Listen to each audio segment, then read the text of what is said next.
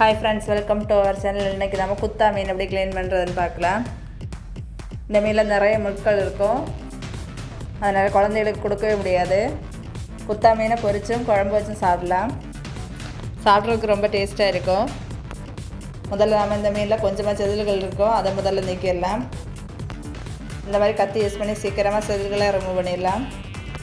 இப்போ நம்ம இந்த மீனோட சைடில் ஒரு இறகு இருக்குது, அதை கட் பண்ணி எடுத்துடலாம். இப்போ நம்ம மீனோட போலை ரிமூவ் பண்ணலாம். நெக்ஸ்ட் இந்த மீனோட வயிறு சைடு இந்த மாதிரி கட் பண்ணி எடுத்தோன்னா உள்ளாடி இருக்க வேஸ்ட் எல்லாம் ரிமூவ் ஆகிடும். உள்ளாடி இன்னும் கொஞ்சம் வேஸ்ட் இருக்குது, அதையே ரிமூவ் பண்ணிடலாம். இப்போ நம்ம இந்த மீனோட வாலை கட் பண்ணிடலாம்.